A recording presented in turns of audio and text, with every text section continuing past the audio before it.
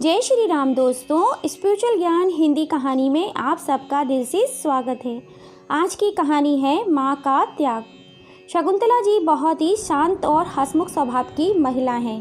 पति के जाने के बाद अपने बेटे और बहू के संग उन्हें विदेश में रहते रहते 5 साल हो चुके हैं। शकुंतला जी की उम्र 65 साल की है। हमेशा हंसते और मुस्कुराने वाली शकुंतला जी के चेहरे पर इन 5 सालों में एक बार भी मुस्कान नहीं आई, क्योंकि जब से वे अपने बेटे बहू के पास विदेश आई हैं, नौकरों वाली ज़िंदगी गुजार रही हैं। वे घर के सारे काम किया करती हैं जो एक नौकर करता है। जिस औरत ने अपनी ज़िंदगी ऐशो आराम ठाट बाट से जी हो, वह आज इतनी मजबूर हो गई थी कि उन्हें अपने बेटे बहू की गुलामी करनी पड़ रही थी। बहू ने उनकी हालत नौकरों से भी बदतर कर दी थी। सुबह उठकर अपनी बहू बेटे पोतों पोतियों के लिए नाश्ता बनाना, उनके कपड़े धोना, बर्तन मांजना, घर का झाड़ू पोछा करना। घर में वॉशिंग मशीन होने पर भी बहू उन्हें कपड़े हाथ से धोने पर मजबूर करती थी। बढ़ती उम्र के कारण उनके हाथ पैर भी जवाब देने लगे थे।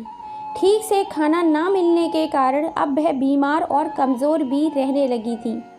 एक दिन अचानक उनके पेट में काफ़ी तेज़ दर्द उठा। बहुत सारे घरेलू इलाज करने के बाद भी जब उन्हें आराम नहीं मिला तो परेशान होकर बहू बेटे ने उन्हें डॉक्टर के पास लेकर गए।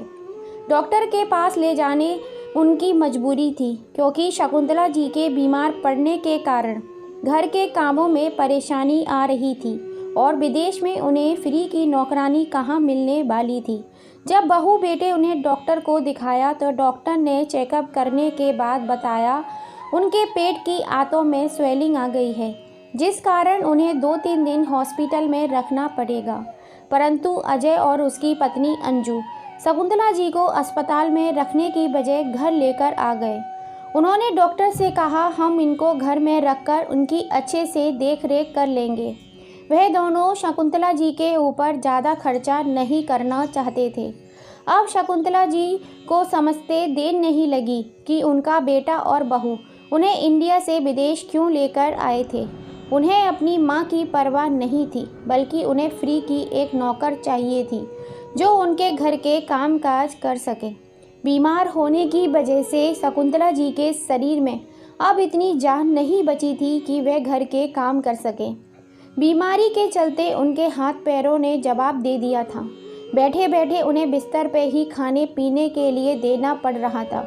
इसी कारण वह बहू बेटे के ऊपर बोझ बन चुकी थी। एक दिन शकुंतला जी अपने बेटे बहू से बोली, बेटा, मैं तुम्हारे ऊपर बोझ बनकर नहीं रहना चाहती। मेरी वजह से तुम दोनों को तकलीफ़ हो रही है। इससे तो अच्छा तुम मुझे मेरे गाँव वापस छोड़ आओ। इतना सुनते ही बहू बेटे गुस्से में झल्ला कर बोले, क्या समझ रखा है आपने हम लोगों को? हमारे अपने खर्चे ही पूरे नहीं होते, आपको अपने गांव जाने की पड़ी है। दिमाग खराब हो करके रख दिया है आपने हमारा। पैसे क्या कोई पेड़ पर उगते हैं, या आपके पति कोई खजाना छोड़ कर गए हैं हमारे लिए? आपने तो मुँह चला दिया, मेरे गाँव भिजवा दो। पता नहीं कितना महंगा टिकट बनता है प्लेन का। इतने पैसे में तो हमारे 1 महीने का घर खर्च चल जाएगा। अपनी बहू के मुंह से ऐसी बातें सुनकर शकुंतला जी की आंखें भर आईं। बहू तो पराया घर से आई है, परंतु बेटा तो अपना ही है। जब वह मुझे नहीं समझ पा रहा तो बहू से क्या उम्मीद रख। शकुंतला जी मन ही मन में सोच रही थी, जिस बच्चे के ऊपर हमने अपनी सारी धन दौलत लुटा दी, अपनी छोटी छोटी खुशियों के गले घोट दिए, आज वही बेटा एक टिकट के लिए ताने मार रहा है। शकुंतला जी ने हिम्मत करके अपने बेटे से कहा, बेटा, मैंने ऐसा भी क्या मांग लिया तुझसे? अजय ने चिल्लाते हुए कहा, मैं ही पागल था जो बाबूजी के मरने के बाद तुम्हारी जैसी मुसीबत को अपने साथ लेकर आ गया। अपने बेटे के मुंह से ऐसी बात सुनकर शकुंतला जी चक्कर खाकर जमीन पर गिर पड़ी और उस पल को याद करने लगी जब उनका बेटा अजय उन्हें अपने साथ इंडिया से विदेश लेकर आया था। शकुंतला जी पर दुखों का पहाड़ टूट पड़ा था। वह एक कमरे में गुमसुम और चुपचाप बैठी रहती थी। उनकी ज़िंदगी एकदम वीरान की तरह हो गई थी। जब उनके पति उन्हें अकेला छोड़कर इस दुनिया से चले गए थे। अंतिम संस्कार पूरा होने के बाद कुछ रिश्तेदार चले गए और कुछ बाकी रह गए। सभी आपस में राय मशवरा कर रहे थे। तभी उनका बेटा अजय बोला, आप लोगों को जैसा ठीक लगे वैसा करो। मैं ज़्यादा दिन यहाँ पर नहीं रह सकता। आखिर मेरी नौकरी का सवाल है। मुझे कल ही वापस विदेश जाना है। वैसे भी जो होना था सो हो गया। होनी को कौन टाल सकता था। अब मेरे यहाँ रहने से बाबूजी वापस तो नहीं आ जाएंगे। कौशल्या जी के बेटे अजय के मुंह से ऐसी बातें सुनकर सभी हैरान रह गए। कुछ ही दिनों में सभी रिश्तेदार अपने अपने घर चले गए। अब इस बड़े से सुनसान घर में अकेली शकुंतला जी जी रह गईं। इस वीराने से घर में अकेले बैठकर शकुंतला जी अपने पति की तस्वीर से बातें कर रही थीं। आप क्यों चले गए मुझे अकेला छोड़कर? आप क्या गए? मेरी तो सारी दुनिया ही उजड़ गई। इतनी बड़ी दुनिया में आप ही तो थे मेरे जीने का सहारा। अब किसके सहारे जीऊँगी मैं? इस मतलबी दुनिया में कोई किसी का साथ नहीं देता। बाहर वालों से क्या उम्मीद रखें जब अपने बच्चे ही अपने माँ बाप का साथ नहीं देते। आप जानते हो आपका बेटा ऐसी हालत में मुझे अकेला छोड़कर चला गया। इतना बड़ा सुनसान घर मुझे खाने के लिए दौड़ता है। यह कहते कहते शकुंतला जी की आंखों से आंसू बहने लगे। अपने आप को तसल्ली देने के बाद फिर शकुंतला जी घर के आंगन में चारपाई पर बैठकर सोचने लगीं। कितने खुश थे हम दोनों जब हमारा बेटा अजय पढ़ लिख कर आगे की पढ़ाई करने के लिए विदेश गया था और वहीं शादी करके रहने लगा। हमें तो एक बार भी नहीं पूछा था उसने। फिर भी हमने मन को समझा लिया था, बच्चा है, गलती हो जाती है। और हम दोनों शांति से अपना जीवन बिता रहे थे। अपने बुढ़ापे के सहारे को विदेश भेजकर कोई गलती तो नहीं की। इस तरह धीरे धीरे समय व्यतीत होने लगा। एक दिन अचानक राम गोपाल जी को बहुत तेज खांसी उठी और खांसते खांसते उनके सीने में तेज दर्द होने लगा और देखते ही देखते वे भगवान को प्यारे हो गए। बेबस शकुंतला जी कुछ नहीं कर पाईं, सिर्फ अपने पति को तड़पते हुए देख रही थी। शकुंतला जी राम गोपाल जी को देखकर पत्थर जैसी हो गई थी।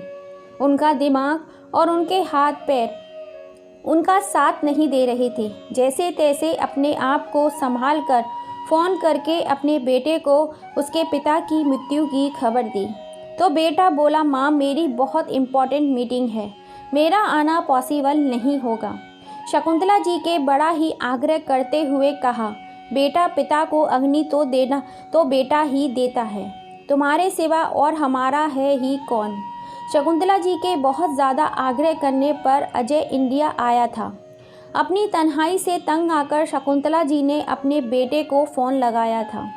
बेटा अजय, तेरे बाबूजी के जाने के बाद मेरा मन नहीं लग रहा है। घर मुझे काटने को दौड़ता है। तू वापस भारत आ जा। इस बड़े से घर में मेरा दम घुट रहा है। हर जगह बस तेरे बाबूजी ही दिखाई देते हैं। अजय ने कहा, माँ मेरा इंडिया आना पॉसिबल नहीं है। मेरी पत्नी को वहाँ का रहन सहन पसंद नहीं आएगा और मुझे भी पसंद नहीं है वहाँ पर रहना। यह कहकर अजय ने फ़ोन रख दिया। शकुंतला जी समझ गईं कि बेटा पत्नी का गुलाम हो चुका है और उसे विदेश की हवा लग चुकी है। अब उन्होंने अपने बेटे को फ़ोन करना भी बंद कर दिया। सारा दिन घर में अकेले बैठी रहती। एक दिन वह अपनी पड़ोस की सहेली के पास बैठी थी। तभी अचानक से उनका बेटा अजय वहां पर पहुंच गया। अपने बेटे को ऐसे अचानक आता देख शकुंतला जी फूले नहीं समाई और सारे गले शिकवे छोड़कर अपने बेटे को गले से लगा लिया। बेटे को देखते ही शकुंतला जी की आंखों से झरझर आंसू बह रहे थे, मानो जैसे प्यासे को पानी मिल गया हो। बेटा तू यहाँ कैसे? अजय बोला, मैं आपको लेने आया हूँ माँ। अब आप मेरे साथ विदेश चलिए और अपने पोते पोती और बहू के संग आराम से रहिए। यहाँ कब तक आप अकेले रहेंगी? वहाँ आपका पूरा परिवार है।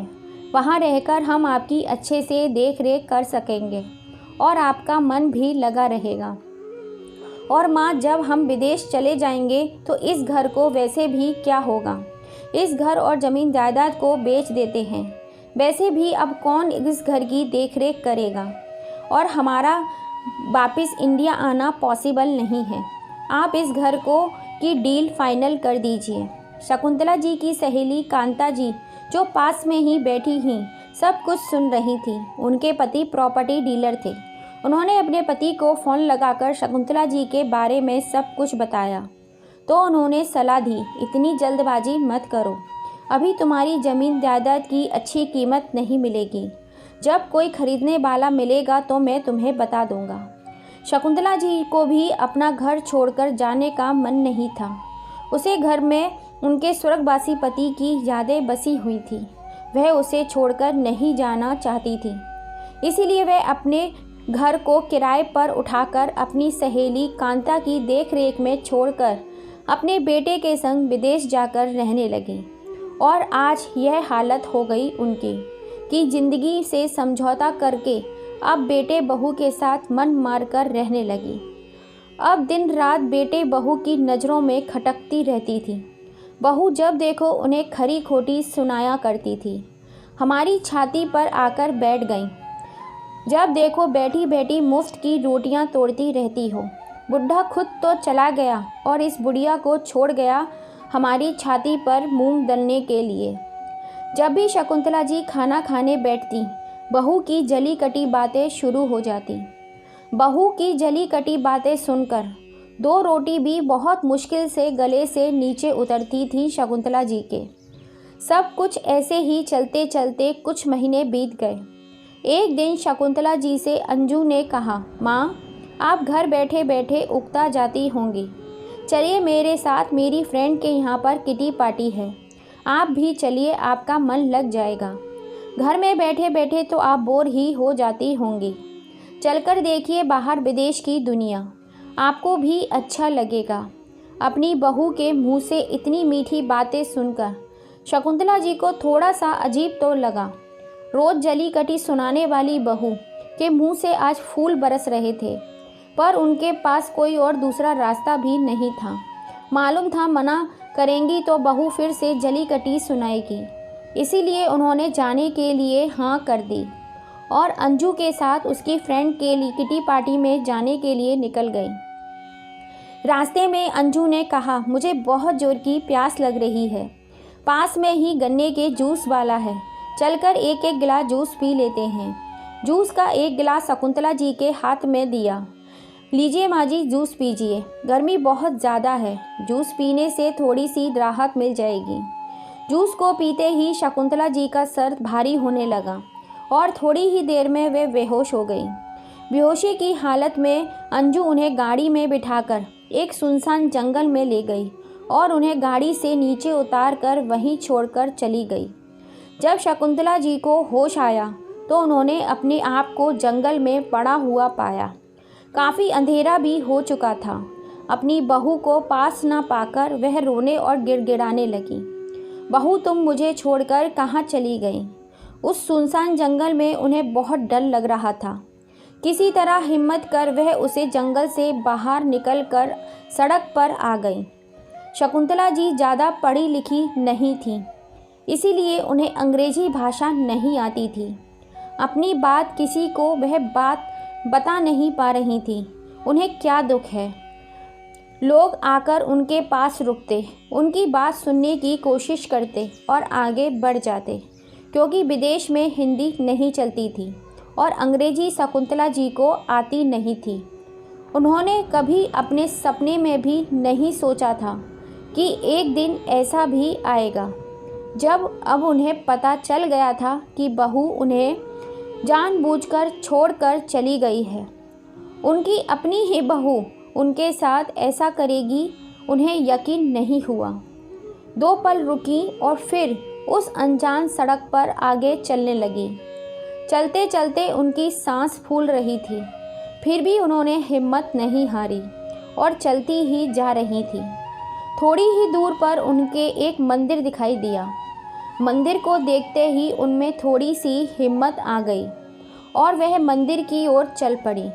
मंदिर पहुंचकर भगवान के सामने हाथ जोड़कर बैठ गई और रोते रोते भगवान से कह रही थी, भगवान, मैंने कौन से ऐसे बुरे कर्म किए थे जो मुझे इतनी बड़ी सज़ा मिल रही है? दुनिया से क्या शिकायत करूं, जब मेरे बेटे और बहू ने मुझे धोखा दे दिया। कहाँ जाऊं, आप ही बता दो। क्यों आपने मुझे मेरे पति के संग ही अपने पास नहीं बुला लिया। इस मतलबी दुनिया से मन भर गया है मेरा। जीने की सारी इच्छाएं खत्म हो चुकी हैं। जब मंदिर के पट बंद करने का समय हुआ तो शकुंतला जी पर मंदिर के पुजारी की नज़र पड़ी। वह पुजारी भारत से ही था। उसे मातृभाषा हिंदी अच्छे से आती थी। शकुंतला जी को देखते ही उसने पूछा, माँ जी क्या हुआ आपको? आप इस तरह बिलक बिलक कर क्यों रो रही हो? अनजाने देश में किसी से हमदर्दी पाकर शकुंतला जी और भी जोर जोर से रोने लगी। पुजारी जी समझ चुके थे कि यह अपने बच्चों से दूर हो चुकी हैं। पुजारी जी सबसे पहले शकुंतला जी को अपने घर लेकर गए, फिर उनको खाना खिलाया, फिर उनसे उनकी हालत का कारण पूछा तो वह कुछ नहीं बोली। उनको अपने बेटे का नंबर याद नहीं था और ना ही बहू का नंबर याद था। इसलिए मंदिर के पुजारी ने पुलिस को सूचना दी और शकुंतला जी को जब तक पुजारी जी ने अपने घर में आसरा दिया। कुछ दिनों के बाद जब शकुंतला जी की तबीयत में सुधार आ गया तब पुजारी जी ने फिर से पूछा तो शकुंतला जी ने अपने ऊपर हुए अत्याचारों के बारे में बताया। तब पुजारी जी बोले, माँ जी बुरा मत मानना, पर ऐसे केस यहाँ पर रोज ही होते हैं। बेटे बहू अपने बूढ़े माँ बाप को यहाँ घर का काम करने के लिए लाते हैं और जब तक उनका लालच ख़त्म नहीं होता तब तक उन्हें अपने पास रखते हैं। लेकिन जब वे बूढ़े माँ बाप बीमार रहने लगते हैं तो उनकी दवाइयों का खर्चा उन्हें करना पड़ता है। तब उन्हें वो बोझ समझकर इसी तरह दर दर की ठोकरें खाने के लिए मजबूर कर देते हैं। उन्हें घर से बाहर निकाल कर फेंक देते हैं।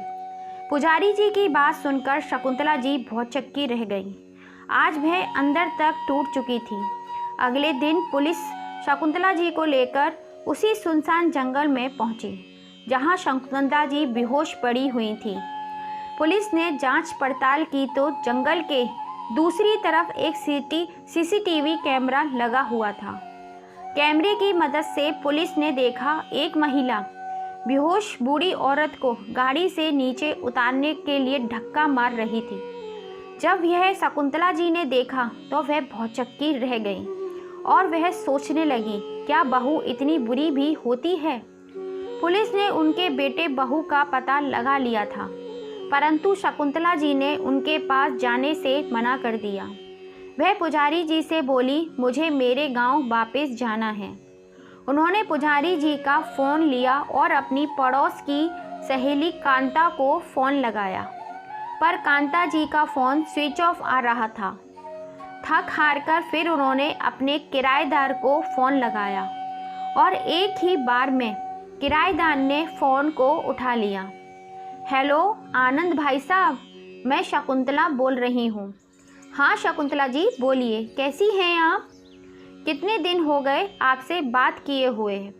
हम आपके घर की अच्छे से देखभाल कर रहे हैं और आप बताइए आपकी तबीयत कैसी है? अपने किराएदार के मुंह से इतने हमदर्दी भरे शब्द सुनकर शकुंतला जी की आंखें भर आईं। उन्होंने रूंधे गले से बाहर सारी बात उन्हें बताई और अपनी सहेली कांता जी से टिकट बनवाने के लिए कहा। शकुंतला जी की बात सुनकर आनंद जी हैरान रह गए और अपने मन में सोचने लगे, क्या बेटे बहू इतने भी मतलबी होते हैं जो अपनी सगी माँ के संग ऐसा भी कर सकते हैं? यह सोच सोचकर उनकी आंखें नम हो गईं। आनंद जी और कांता जी दोनों मिलकर विदेश गए और शकुंतला जी को अपने संग लेकर भारत वापस आ गए। शकुंतला जी अपनी सहेली कांता जी के गले लगकर फूट फूट कर रोने लगी। नीचे शकुंतला जी और ऊपर के हिस्से में उनके किराएदार आनंद जी रहने लगे। किराए के पैसों से उनके खाने पीने और दवाइयों का खर्चा आराम से चल जाता था। बुढ़ापे की वजह से उनके हाथ पैर जवाब दे चुके थे, तो उन्होंने अपने लिए एक परमानेंट नौकर रख लिया जो उनके खाने पीने से लेकर दवाइयों तक का भी ध्यान रखता था। शकुंतला जी इतनी कमज़ोर हो गई थी कि बिस्तर पे ही सूसू पोटी कर देती थी। लेकिन उनका नौकर दिन रात उनकी सेवा किया करता था। अपने बेटे के बारे में सोचते ही शकुंतला जी के सर में दर्द होने लगता। बेचैनी और घबराहट शुरू हो जाती थी। जिंदगी के आखिरी दिनों में शकुंतला जी ने वकील को बुलाकर अपनी सारी जमीन जायदाद की वसीयत करवाई और कहा उनके अंतिम संस्कार से पहले ये वसीयत पढ़कर सुनाई जाए, बाद में उनकी चिता को अग्नि दी जाए। एक दिन शकुंतला जी इसी मतलबी दुनिया को छोड़कर चल बसी। उनके बेटे बहू को खबर दी गई। बेटा और बहू यह खबर सुनकर बहुत खुश थे। चलो जान छूटी लाखों पाए, अब सारी संपत्ति हमारी हो जाएगी। वसीयत के अनुसार शकुंतला जी के अंतिम संस्कार से पहले वसीयत पढ़कर सुनाई गई। मैं शकुंतला अपनी सारी संपत्ति, घर, जमीन, जायदाद अपने नौकर और वृद्धाश्रम के नाम करती हूँ। मेरे नौकर और वृद्धाश्रम में मेरी संपत्ति बराबर बराबर बांटी जाए और मेरी चिता को अग्नि देने का अधिकार मैं अपने बेटे अजय से छीनती हूँ। यह हक भी मैं अपने नौकर को देती हूँ। जिस माँ की सेवा उसके बेटे को करनी चाहिए थी, वह सेवा मेरे नौकर ने की। मेरी सूसू पॉटी तक साफ करने में एक बार भी नहीं हिचकिचाता था और मेरे बेटे बहू मुझे मारने के लिए घने जंगल में छोड़ आए थे। यह सुनते ही अजय और अंजू का पारा चढ़ गया। उस समय उसने चुप रहना ही सही समझा। सबके जाने के बाद नौकर से बात करूंगा, ये मन में सोच रहा था। इतनी ही देर में वकील साहब बोले, वसीयतनामे में यह भी लिखा हुआ है, मेरे मरने के बाद मेरा बेटा मेरे नौकर से मेरी जायदाद हथियाने की कोशिश ज़रूर करेगा, क्योंकि जो अपने सगी माँ का ना हो सका वह किसी और का क्या होगा। इसलिए मैंने पूरे पेपर अच्छे से तैयार कर दिए हैं। मैं अपनी परवरिश पर बहुत शर्मिंदा हूँ कि मैं ऐसे बेटे को जन्म दिया। भगवान ऐसी औलाद देने से तो वे औलाद ही रखे। यह सुनकर आसपास में खड़े सभी लोगों की आंखें भर आईं। अजय और उसकी पत्नी अंजू शर्मिंदगी महसूस कर रहे थे। उसके बाद नौकर ने शकुंतला जी की चिता को अग्नि दी। अजय और उसकी पत्नी दोनों वापस विदेश चले गए। दोस्तों, क्या माँ बाप अपनी छोटी छोटी इच्छाएं मारकर अपने बच्चे की हर छोटी बड़ी इच्छाएं पूरी करते हैं, इसी उम्मीद में कि कल यह हमारे जीने का सहारा बनेंगे। इतना बदनसीब था वह बेटा जिसे अपनी माँ को अग्नि देना भी नसीब न हुआ। क्या शकुंतला जी ने अपने बेटे के संग जो किया वह सही था या गलत? अपनी राय हमें कमेंट करके ज़रूर बताना। आपके कमेंट का तहे दिल से इंतज़ार रहेगा। जय श्री राम दोस्तों।